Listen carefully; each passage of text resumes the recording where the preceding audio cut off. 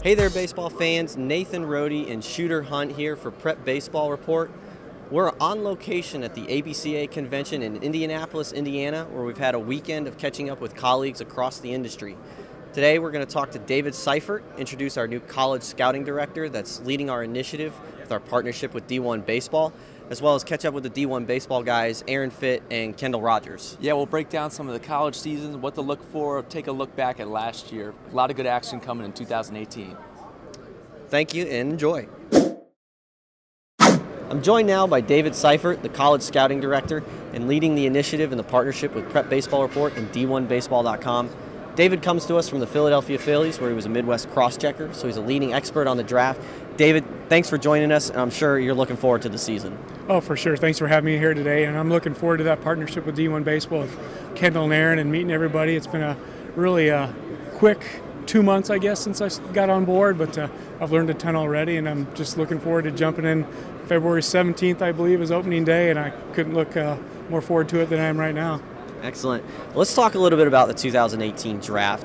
You know, looking ahead at the class in general, what are some of the, I guess, themes for this class? You know, with the high school side, it seems to be heavy on pitching, and I think that might be kind of the same in the college side. I think it's going to be a super draft. High school-wise, I've heard great things. I saw a lot in the summer. I mean, you're the expert on that. But I think the college draft is going to be talented up top and have some depth to it. Most of the talent at this point in the preseason looks like college arms. There's 5-6 college arms that are supremely talented that could be the first overall pick, and who knows, somebody else could jump up there too. But at this point, the depth of the 2018 college draft is definitely pitching. Mm-hmm. D1 Baseball, you, Aaron, Kendall, you guys are working on that top 100. We won't give away who number one is. We'll let that reveal be with the actual top 100 coming out. But who are some of the names that are in that conversation? Who should we be thinking about that could have that number one spot on the top 100? It's funny you asked about that. We were putting that together yesterday. Had a 3 or 4 hour meeting, and again, it's pitching heavy. There are a lot of candidates for it. I think you just start in the SEC conference, though. You can start with Ryan Rollison, lefty at Ole Miss. You can go to Casey Mize, righty at Auburn. Go over to Florida. There's 2 guys in consideration at this point. Jackson Coart, a big righty, and then another big righty, Brady Singer. And then also staying in Florida, there's 2 other candidates. Shane McClanahan, tall lefty from the University of South Florida. And then the final guy, and I hate to say final guy, he's certainly not lowest on the list, but they're all in the mix, is Logan Gilbert, a big righty, had a great cape. He's had a real good career at Stetson. Mm-hmm. Obviously, very heavy on pitching, but you can't ignore the hitters because college hitters obviously have a tremendous amount of value. Who are some of the top hitters that we should be looking at in the college group? Yeah, and the funny thing, the draft, preseason, it's always the pitchers. Then the draft comes around, and it's how did all the hitters just jump up? Because hitters, all of a sudden, they have another year of performance. They're the least risky type of draft pick you could have in a draft, so they all jump up to the top. But at this point, again, the top guys in my mind are Nick Madrigal, shortstop, second baseman at Oregon State. He's done it on the big stage with Team USA. He's been a consistent performer at Oregon State. Another supremely talented, he's really tooled up, he can play the game, is Jeremy Ironman, shortstop at Missouri State. I really love that guy. And then 2 outfielders, well, actually about 3 outfielders. Griffin Conine, a slug and right fielder from Duke. A lot of power, good player, obviously has the Major League bloodlines. And then you have Travis Swaggerty, center fielder at South Alabama. Again, he's performed, Team USA. And then another guy, kind of, I don't say he's under the radar. Baseball people know about him, but I just think he's underrated in my eyes from what I've seen last really 2 years of watching him grow and develop, is Jameson Hanna, center fielder at Dallas Baptist. I kind of dropped the comparison of Corey Ray on him quite often, as most people know Corey Ray as a first rounder a couple of years ago with the Brewers. So it's a good, talented group of position players as well. Mm-hmm. As we look at the whole country, is there a region that really stands out in your mind that, guys will be traveling to a lot this year where, if you go there, you're likely to see high-level scouts, throughout the season because of that concentration of talent? Oh, certainly. I think you just get an apartment in North Florida, and you can see arm after arm and player after player every weekend. Again, just back to McClanahan at South Florida, the 2 arms at University of Florida. Again, Stetson, Logan Gilbert. You also have Bryce Tucker at Central Florida, talented lefty. Over at Florida State, you have Cole Sands, who maybe hadn't thrown many strikes in the past, but I heard he had a big fall They got him on track. He could be another potential first rounder. They've always had Holton, the lefty, kind of more finesse guy. He's 87 to 90, but he can really pitch. He's their ace. So yeah, if I'm gonna go somewhere and just sit, North Florida is the place to be this year. Sounds like Florida overall, is the place to be. You talked about North Florida with the college talent. High school talent is really deep as well. So it sounds like that'll be a good place to travel. It always is because of talent, but it sounds like this year it's especially pretty deep. I'll probably run into you quite a bit then. We'll be in Florida. Possibly. So next topic we want to talk about, we talk about kind of subgroups sometimes, within a draft. College juniors are the guys that are eligible, obviously the high school guys too, but there's different aspects to it, and one of those is the sophomore-eligible guys. This year we're looking at a pretty good group. Normally you see one or two guys that are, top 100 worthy, in that conversation, but this year it seems like there's like half a dozen names or so. You look at the top, someone like Blaine Knight at Arkansas. You got Zach Hess, as well as Zach Watson at LSU. Tell us about that group of guys and kind of what they bring to the table. Sophomore eligible guys, though, they lack experience, but they're of age. Yeah, I think you said the two at LSU, Hess and Watson, the center fielder. Exciting players, sophomore eligible, and I think one thing that does set this year apart from other years is usually there are a lot of sophomore eligible guys, but this year those guys are top 2, top 3 rounders. So yeah, Hess, Watson, LSU. You also have probably the top guy, like we mentioned before, is Ryan Rollison at Ole Miss. He should go in the top 10 picks. You had mentioned Blaine Knight. Blaine Knight was sophomore eligible last season, but he's back. Signability issues. He dropped in the draft, didn't sign. Now he's back as a junior at Arkansas. But he was a big name from last year, sophomore eligible. Right. Other guys from this year, Henley at Texas, big righty, low 90s, 4 pitches, starter. I have some background with him. Saw him. He's a high school kid from Texas. And then also John Heasley, another high school kid from Texas. Heasley is sophomore eligible, obviously, at Oklahoma State. So those are all top 2, top 3 round guys, and there are others throughout the draft too. It'll be an interesting year for to see their progress and see if they're worth what they want in the end. Obviously, now another one of those subgroups that we talk about is those guys returning. Blaine Knight, he's a guy that's returning. He was sophomore eligible last year, right. So but he's back, and obviously still eligible. Tristan Beck at Stanford, Rasmussen at Oregon State. Tell us a little bit about those guys, what they bring to the table. They went through that draft process last year, and for whatever reason, they're back. And one guy, you talk about the negotiations just didn't work out. Others, they went lower, maybe than they expected late round, so they decided to come back, try to boost their stock. But just tell us about that group. I think the big two we mentioned tonight, and then the big two from there are Tristan Beck, who you mentioned from Stanford. He looked to be, he was going to go in the top 10 overall. I mean, preseason, he was ready to roll. He was one of those guys, and he had a back injury. I think it was a stress fracture. He could just never get right, so they just shut him down all season and kept him down. And so he's back as a third-year sophomore. But if he's healthy, he jumps into that conversation of the co-arts and the singers and those guys. Again, he's got to be healthy. He has to perform, but he's that type of arm. And then the next guy from there is Rasmussen from Oregon State. His is a little more complicated. He just had his second Tommy John surgery in the past 2 years. He probably in all likelihood, he's not going to pitch for the Beavers this spring. So he might have a few pre-draft workouts, just bullpens, things like that.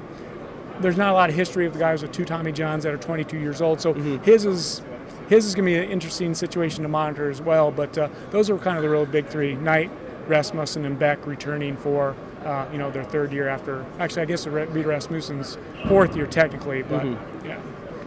So to wrap things up here, let's look ahead to actual draft day. On the last Coffee and Curveballs, Shooter Hunt and I made some bold predictions. I don't know how bold mine were, but we talked about that number 1 overall pick. The Detroit Tigers are on the clock. If you're making that pick, who's your guy? Well, I listened to that Coffee and Curveballs driving over here to Indy, and so you're going to bias me on this one a little bit, but my number 1 high school guy is Matt Liberatore. Saw him early in the summer at an All-Star game here up in Chicago, and then saw him 3 times after that, I believe, area code games, and then for Team USA, the 18. Love that Matt Liberatore. But if I'm the Detroit Tigers, they do a great job developing college pitching. They took Alex Faedo last year, and I see them taking another Gator this year. So I believe if I'm the Detroit Tigers picking 1-1 at this point, January 5th today, I'm picking Brady Singer from University of Florida. And yeah, really going out on a limb there. Yeah, Obviously, exactly. those are some pretty good arms to be talking about. Some good choices. So I'm sure it'll be interesting to see how it plays out over the 5 months. So that's David Seifert, our college scouting director for Prep Baseball Report and D1Baseball.com. David, thanks so much for joining us today. Thanks, Nate. Thanks for having me. You bet. Now joining us from D1Baseball.com are our friends Aaron Fitt and Kendall Rogers. We're going to be talking a little bit about the upcoming 2018 season. We'll look back at 2017, but more importantly right now, we're really excited to have you guys in partnership with Prep Baseball Report. Thanks for being with us. Shooter, it's great to be here. We've really, I think, enjoyed spending time with the whole PBR crew here this weekend. This is a great opportunity for all of us to kind of spitball and throw some ideas against the wall, and I think really makes us both excited for this partnership. Yeah, I'm excited about the PBR deal. I'm still riding the high from the party last night. That thing was awesome, by the way. It was awesome. It was awesome. Great job by Adidas and PBR, Sean and Charlie and those guys. But yeah, we're excited about it. There's going to be a lot of awesome things throughout the season, not only from a high school perspective with you guys, but from a college perspective with us. I'm pumped about David Seifert, our prospect writer. I think he's going to do an awesome job, but I'm just looking forward to the season. Definitely, and that's what we're here for. ABCA convention's been great talking about baseball, but now we're in the new year, and the season's right around the corner. But let's look back a little bit at the college season from last year. Obviously, Florida, national champions. Coach O'Sullivan gets that first national championship there. What happened last year? Replay it a little bit. I thought it was one of those things that it was building for a long time. Florida was going to win the national championship. It's just a matter of when. And I think you can make the case, Kendall, that they've had better teams that haven't won it. Yeah. But it just shows you how much it matters to have that dominant front line pitching, and that's what carried them. I mean, it was really impressive to watch Faedo and Singer and Kowar go out there and Dyson, those big, future big league arms. I mean, those guys are slam dunks, and they just put Florida on their backs. Definitely. Yeah, I thought it was impressive to see how the draft guys from that team really stepped up. We kind of talked about it last night. Alex Faedo, a lot of guys in that situation would, I wouldn't say they wouldn't care, but they'd be in a situation where maybe it's late in the season, they're not as crisp, and you look at Faedo, the job that he did in Omaha, stepping up for them.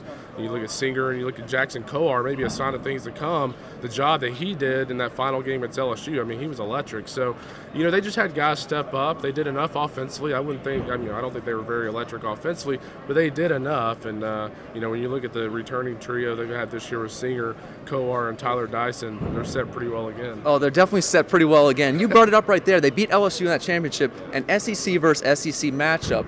What do we got coming in 2018 from the SEC? Who do you like this year? Who do you think is going to stand out? I mean, I'm sure Florida again. Yeah, well, Florida is one of those teams that we'll kind of talk about in a minute, kind of in the mix for that #1 spot overall.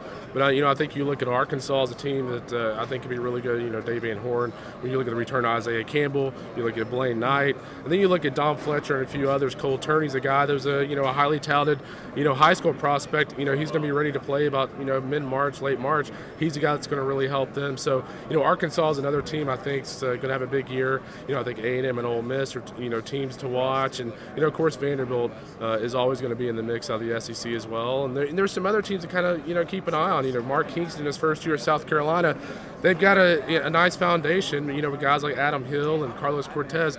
Can they kind of make a move in the SEC? There's a lot of storylines. And I'm going to throw another one out there from the SEC, Shooter, Kentucky.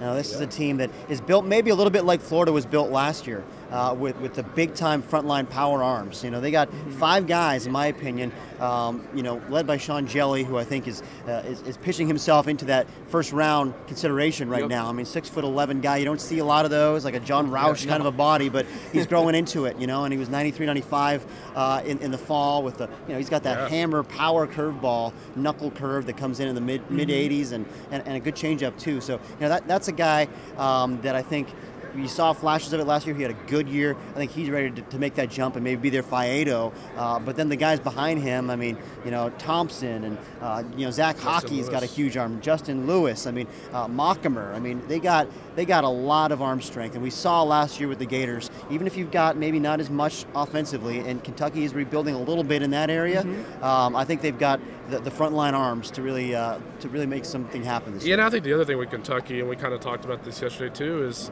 Kentucky historically offensively is pretty solid. So I think even though they lost a lot of guys offensively, I still think they're going to hit plenty to be an elite team. And so I think they're one of those teams that I would expect to kind of be in that top 10 range. Yeah, I mean, we talk about the SEC, and obviously that's the top, one of the top, if not the top conference in the country. Year in, year out, 2 teams playing in the championship, but they did go up against some tough ACC teams in those super regionals. Wake Forest was really good last year, losing eventually to Florida in that super regional. Louisville, obviously, every year. North Carolina, Florida State, Virginia.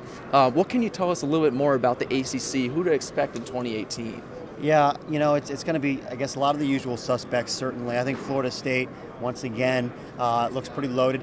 Florida State headed into last season with huge expectations. I think they were top 3 in everybody's preseason rankings for the most part, and then they scuffled through a lot of the year. But then, of course, you get to May and June, and then they just turn it on. And there they are in Omaha again. But I think they should be better this year. This could be the best weekend rotation that they've had in a long time. If Cole Sands can do what he did this fall, that's a guy that is a high-profile arm coming out of high school. Obviously has arm strength, but he really took a jump this fall with his pitchability and his quality of his stuff. I mean, the velocity's up too. So with him and Tyler Holton and Drew Parrish, I think that's a chance to be a really good rotation to go with an outstanding offense. They've got a lot back offensively. And that short porch in right field always helps out. Yeah, sure does. And I always feel like when you look at Florida State, I always feel like they're such an offensive team. Probably 9 out of 10 years, but I always feel like they're missing something on the mound. And there's been a lot of buzz on Cole Sands that he's kind of ready to take that big step forward. And if you throw in Sands and Holton, those guys can be what they can be. I mean, Florida State could be pretty lethal. And so, North Carolina is another team there locally by Fitt that ought to be very good. You look at Luca Delatry. Austin Bergner is kind of a guy that they expect to take a big step forward. And Tyler Baum was really good in the Cape, and Josh High. So again, we're talking about teams that were built like Florida last year that can ride 4 or 5 really good arms. North Carolina is in that same category for me with Kentucky. Wow. I mean, the ACC. We talk. It's. If not the, again, SEC, they challenge on them every year. Virginia won a national title for the ACC a few years back. But the Big 12, the last few years, you're talking about the Frogs, TCU, going to Omaha almost every year now, it seems like that. But this year, they look really strong at the top again. Yeah, I mean, I think you look at TCU and Texas Tech kind of leading the charge there. You look at Tech with Davis Martin and Stephen Gingery back. They're probably going to move John McMillan for now into the weekend rotation, and he can touch 100. You don't always know where it's going to go, but I'll tell you what, if he can command the ball and start and kind of hold his velocity, I mean, that's another lethal starter for those guys. Offensively, they're always going to get it done, I think, with Josh Young and, you look at Cody Farhat and guys like that. And then TCU, I saw them in the fall, didn't like them very much offensively. I think they have a long way to go. I do trust in Bill Mosiello to kind of get that offense ready by conference. But, this is definitely going to be a team that's going to be a little weaker offensively. But when you look at the rotation with Jared Janzik, Sean Weimer, Nicola Dolo, you're going to sleep pretty good at night. So I think TCU will be fine. That's in that same, again, that's kind of the theme of this show, apparently, is teams that have, those huge arms that you can ride. Those 3 guys that he just mentioned, I mean, that's big-time pitching right there. Sean Weimer, that's another guy that for me is maybe in that Sean Jelly category of a guy that was good last year, and I think is ready to take the leap and maybe be, maybe a first-team All-American. Saw Sean Weimer in the summer quite a bit with Team USA, and you can see it's all there. I mean, it's a great body. It's durable. We've seen him be stretched out before out of the bullpen for TCU, but now I think he's ready to start. And it's 4 really good pitches. I think this guy is ready to do it. Yeah, and I think the other thing about Sean too is I think he's such a kind of a professional approach. I mean, when you look at him in the dugout, whether he gives up a run or he strikes out the side, it's the same demeanor every time. And I think that's a testament to Kirk Sarloos, because you look at Jared Janzik, he's kind of the same way. Kind of what you see is what you get. And so I'm pretty high on TCU's pitching, to say the least. Yeah, and the great thing about being here at the ABCA is that you get to run into these coaches. And I know for me, I ran into Coach Schlossnagel earlier, and just talking about Lodolo and having that big-time Friday night starter who's going to go out there and give you 6 and 7 innings, and he said he's put on 10, 15 pounds over the summer. I mean, TCU kind of looks like a team, but Texas Tech's in there in the mix. There's a lot of stuff going on in the Big 12, Yeah, Oklahoma, you look at, the return of Jake Urban. You look at Still Walker, obviously, there's a lot of buzz on him right now. I think Oklahoma's a team that could kind of take a step forward. Oklahoma State, the reviews kind of seem a little wishy-washy. Trust in Josh Holiday to have a regional team, though. So I think they're intriguing. Yeah, they're very intriguing. They're younger, Yeah. but there's a lot, especially in the mound. There's some really interesting young talent on the mound. West Virginia is another team to kind of keep an eye on. I know Fitt saw them this fall and liked them. And I think, also you look at Texas, with Nolan Kingham, Chase Sugar, and Blair Henley. Again, we talk about a three-man rotation, three big-time arms. Those are three big-time arms. The question with Sugar is kind of the same question with McMillan at Tech. Can he move into that weekend rotation and command the ball? Command's been his issue. So I think Texas's bullpen on the back end is kind of the differentiator between them and maybe Texas Tech and TCU. I think Texas, from a bullpen perspective, leaves a little bit to be desired, but keep an eye on the horns. They can make a lot of noise too. I'm going to throw one more in there, Shooter. I'm sorry, because he touched on it. West Virginia. Yeah. To me, if you're looking for a dark horse Omaha team that they haven't won a regional before. That last year they were in a regional for the first time in 21 years, but they got almost everybody back from that team. I mean, they're really good and they're balanced. They have good offensive players. They have a strong, reliable defense, a good shortstop that takes care of the ball. Isaiah Kearns, is one of those guys, again, that I think you'll see take a big step forward. He's a two-way guy that has really big stuff off the mound, had a good fall. So, they got a good rotation. They got a lot going for them. Keep an eye on the Mountaineers. Coach Mazey always does a good job there, and I mean, you brought it up. You can't knock out Texas. They're always going to be there. Coach Pierce is doing a great job there in Austin, and the history, you almost walk into Texas in Austin and you know that they're going to put up a fight. But we talked about those big arms of Texas. There's also a lot of talent coming from the West Coast. And Pac-12 last year, Oregon State was the team to beat all year. Get to Omaha, things just happen in Omaha. Anybody can win when you get hot there.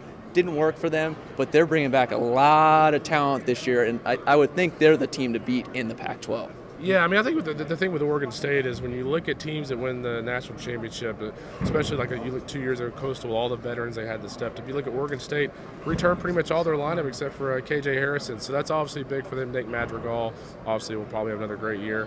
Then on the mound, you look at the return of a guy like Luke Heimlich. Obviously, that's pretty well documented, that situation, but they do get him back.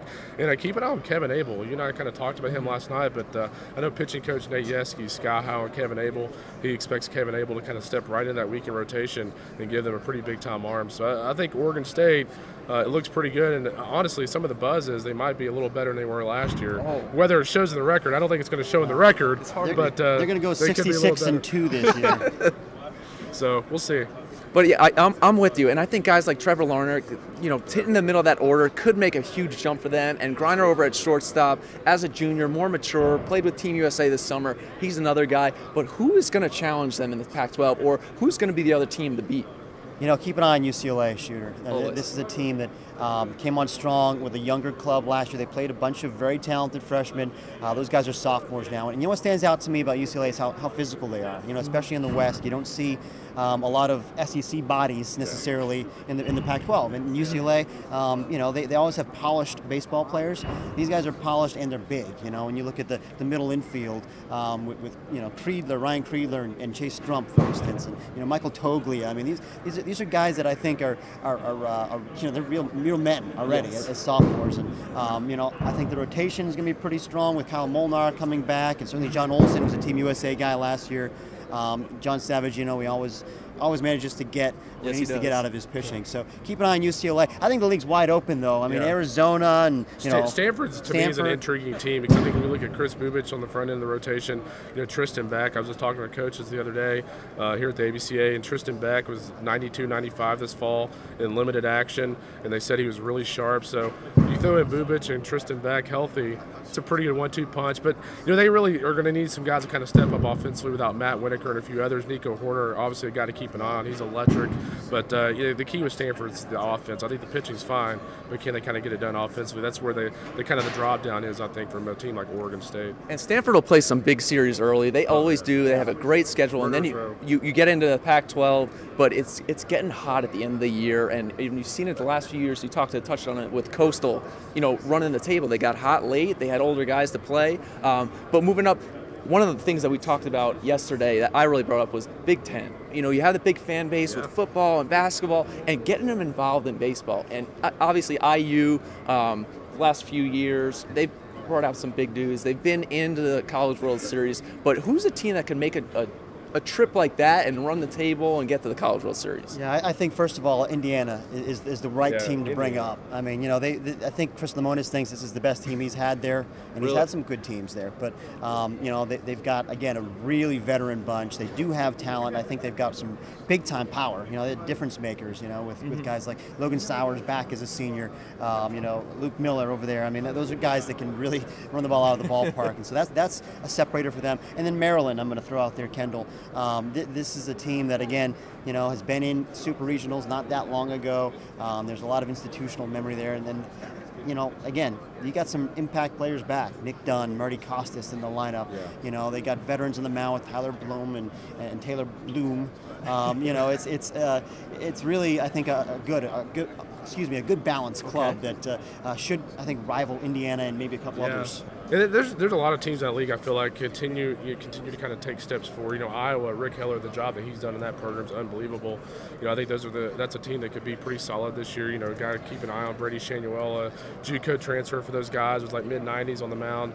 Robert Newstrom, outfielder for those guys, the guy they expect to have a big year. So keep an eye on Iowa too. I don't ever discount Rick Heller even without Jake Adams. Never, because those guys rake, and I know you watched them a little bit down in Houston last year, and they can really hit. And the Big Ten, especially for us at PBR, the talent coming out of the Midwest is very big, and it tends to get away a little bit, but the guys they hold on to, they develop really well, and within the Big Ten, I see it as a growing conference, especially with their facilities increasing, and they have the finances to do that. But we're going to switch over to something that I like to talk about, and Rhodey and I talked about recently on Coffee and Curveballs, something I call the Power Majors. Now, these Power Majors, you've seen in Omaha, you're talking about the UC Irvines, the Coastal Carolinas, the Rices, the Houstons, the American Conference, the Big West.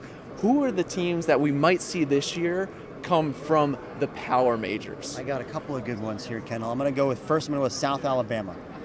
Team that has been really good under Mark Calvi. They've really taken a step forward since he's gotten there, kind of getting back to that level they used to be at. But this could be the year for them to get over that hump, win a regional. I think they could host a regional. This is an extremely offensive club. I think they're going to be one of the best offensive teams in the country.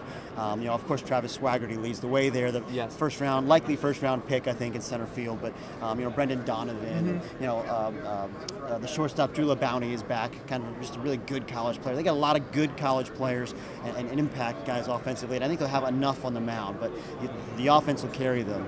And then, Kendall, my other one is UConn, Northern team, talking about American Athletic Conference. Pitching, Tim Cate and Wills Montgomery is a good 1-2 punch. They also have some really good arms in the back of the bullpen, so that's going to be one of their strengths there. They got a good shortstop. They got a very athletic club. I think maybe the offense is going to have to grow a little bit as the year develops, like Northern teams, it seems like, usually do. But keep an eye on those guys, especially the end of the year with the quality of their pitching. And Kendall, who you got? UCF actually is a team, from talking to Greg Lovelady in the fall, that I actually think could be really good. You look at a guy like Bryce Tucker back in the rotation, obviously pretty highly touted guy. Yep. Keep an eye on kind of Jordan Spicer. He's a big arm that had a big fall for them. And you look at the return of Ryland Thomas and a few others offensively. Those guys could be a pretty good club. I think Sam Houston State, I'm going to go way off the board here. Sam Houston State's a team to me to kind of really keep an eye on. This is a team that got to a super regional last year. They returned a lot of guys. Andrew Frege, kind of the guy to circle for them prospect-wise.